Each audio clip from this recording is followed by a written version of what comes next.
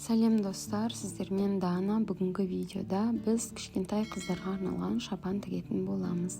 Шапан үшін менде мата, одан кейін осындай кішкентай кусок арнайы тапсырыспен осындай әдемі қазақша киінген қызды матаға шығартып алған болатынмын. Бұл кішкентай ғана кусоктан 2 шапан жасауға болады. Соның бірі қазір 4 жас қызға жасайтын боламыз. Мен дайын лекала қолдандым. Сіздер өздеріңіз кез келген кішкентай қыздың неше жасқа тігесіз, сонша жастың өзіне шақ футболкасын немесе майкасын или осындай дайын готовый лекалалар қолдансаңыз болады. Бұл жерде көйлектің лекаласын қолданатын боламын. Тек жан жағына 1 сантиметрден артығырақ алатын болам, өйткені бұл сырт киім болғандықтан.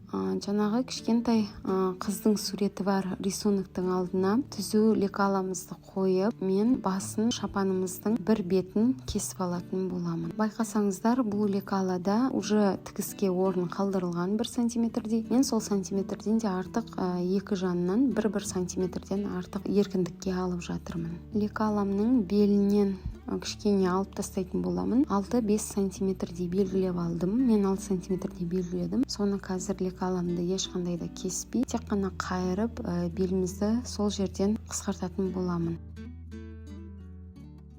Бізде шапан болғандықтан лекаламыздың алдына 1 сантиметр қойып, бұл бізде тігіске қайырылып түйме тігілетін болады. Сондықтан 1 сантиметр қалдырып, осылай кесіп алатын боламын.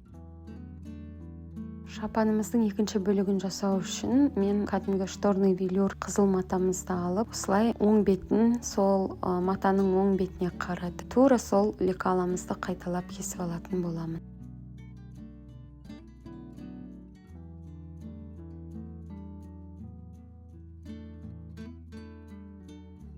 Бізде шапанымыздың алдыңғы бөлігі дайын. Енді шапанымыздың артқы бөлігін қиып алу үшін бізде айта кететін жайт, велюр матасында ворс болады. Сол ворсын дұрыстап астынан қаратып, шатас кетпей жасайтын боласыздар. Екінші лекаламызды дәл солай қайырып аламыз белін. Одан кейін осы матаның бүктелген жеріне, сгиб жеріне артқы бөлігін қойып, осылай артқы бөлігін кесіп алатын боламыз. Шапанымыздың артқы алдыңғы бөліктері дайын. Енді тура осылай осы маталарымызды подкладка матамызға қойып, қайталап кесіп шығатын боламыз. Шапанымыздың үстіңгі бөлігіне мен осылай синтепон жасап жатырмын. 1 сантиметрлік қалыңдығы синтепон осылай қойып, булавкамен қадап алып, біздің шапанымыздың сол бөлігін осылай иық бұрышынан бастап ромбиктер сызып шығып жатырмын бормен. Ені 4 сантиметрдей етіп. Одан кейін осы ромбиктерімді қазір бастырып тігіп шығатын боламын. Одан кейін тағы да осы негізгі матамызды алып, алды жағын қойып, шапанымыздың ішкі бөлігінде, подкладка тігілетін бөлігіне подборд жасағым келіп тұр, өйткені ішкі бөлігі әдемі көріну үшін. Дәл осылай алдыңғы бөлікті қайталап шығамыз. Иық жағынан 5 сантиметрдей етіп қойып алып, артқы бөлігінде матаның сгиб жеріне қойып, дәл солай иық жағында 5 сантиметрдей етіп қалдырамыз. Видеодағыдай сызып, 5 сантиметр етіп белгілеп алып, осы бөлікті қиып шығатын боламыз.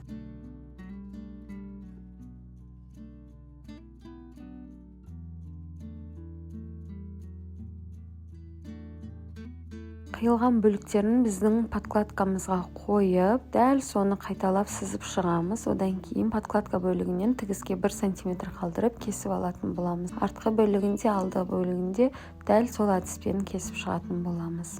Кесіп болғаннан кейін осы бір-біріне тігілетін жерлеріне натяжи жасап аламыз, өзімізге удобно болу үшін. Одан кейін артқы бөлігі, алдығы бөлігі осылай тігілетін болады. Аккуратно булавкамен қадап алып, тігіп шығатын боламыз. Немесе қолмен көктеп аламыз. Шапанымызды осылай синтепонмен бірге қосып алдық. Стежка жасайтын жерін жасап алдық. Одан кейін 0,5 мм шетінен тігіп шықтым. Оң жағын бір-біріне қаратып, подкладка бөлігінде, основной бөлігінде осылай тігіп аламын.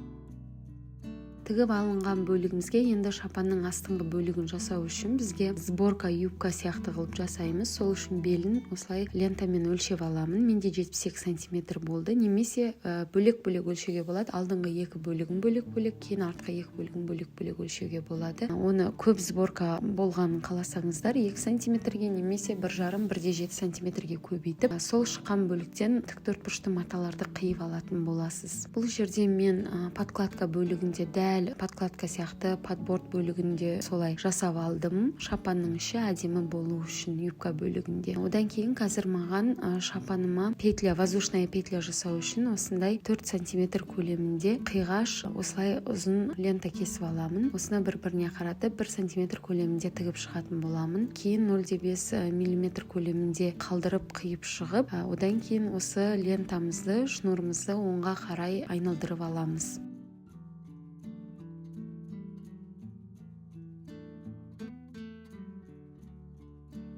Оңға айландырып болғаннан кейін бізге бұл түймені қадайтын воздушная петля үшін қажет. Бірдей етіп осылай кесіп шығамыз. Менде 8 бөлік шықты. Неше түйме жасағыларыңыз келеді, сонша бөлік етіп кесіп шығасыздар. Одан кейін менің шапанымның юбка бөлігі, астыңғы бөлігін бір-біріне қосып алдым. Бәрін шатас кетпес үшін ворыстарын астыға қарай стрелка сызып қойып, осылай екі жанынан артқы бөлігін екі жанына қосып алдым. Содан кейін 5 неге қойып алып, ірі тігіске осылай алдыңғы бөлігін бөлек, артқы бөлігін бөлек, екі алдыңғы бөлігін бөлек осылай тігіп шығатын боламын. Сборка жасау үшін қазір каждайын осылай біздің шапанымыздың үстіңгі бөлігіне сәйкес келетіндей сборка жасап равномерно қолмен түзулеп шығамын. Қазір соны шапаныма қойып, шеткі тігіс бөліктерін тігіс бөлігіне булавкамен қадап тура келу үшін осылай иненің көмегімен, булавканың көмегімен тігіп шығатын боламын.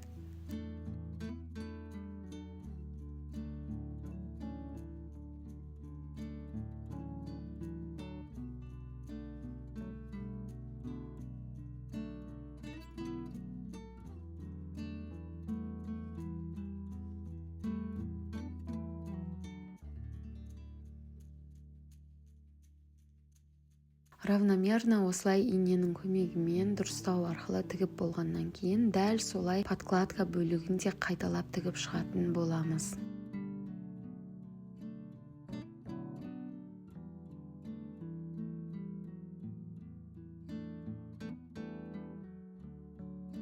Менде міне шапаным жартылай дайын. Енді алдыңғы бөлігін осылай қойып бірдей етіп біз түймені қай жерден түсіреміз, соны метка жасап шығатын боламын. Үсті жағынан 1 сантиметр, 1,5 сантиметрден астына түсіріп алдым. Өйткені үсті жағына бізде тігіс түсетін болады. Стойка воротник жасайтын боламын. Оны келесі сабақтарда көрсететін боламын. Петляларымыздың ара қашықтығы бірдей болу керек. Меніңкінде ара қашықтықтары 3 сантиметр, ал петлямыздікі 2 сантиметр. Өйткені біздің лентамыз осы велюр матасынан тігілді, кішкене жуандау, сол үшін осындай өлшемді алып отырмын. Осылай воздушная петлямызды қойып, жаңағы белгіленген метка бөліктеріне тігіп шығатын боламыз.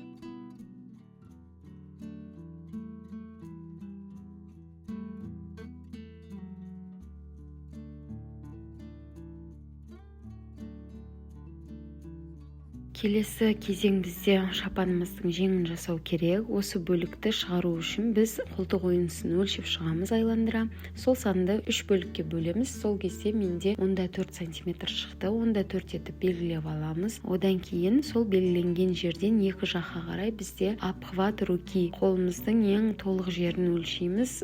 Кеңірек қылып 4-5 сантиметрде кеңірек етіп жасадым мен. Екі жағына 13-13 сантиметрден 26 сантиметр деп есептеп алдым. Одан кейін охват кестеді де дәл солай 9-9 сантиметрден 18 сантиметр етіп есептеп алдым. Сөйтіп жеңімізді жасап осылай қиып шығатын боламыз. Ортасынан отсечки қалдырамыз. Алды жағына плюс, арт жағына минус етіп белгілеп қоямын өзім үшін. Одан кейін матаны оң жағына қаратып, екінші бөлігінде дәл солай кесіп алатын боламын. Біздің шапанда маған мата жетіспей қалғандықтан рукавасында 6 сантиметрдей басқа матадан, шапанның алдыңғы бөлігіне тігілген матадан жасайтын боламын.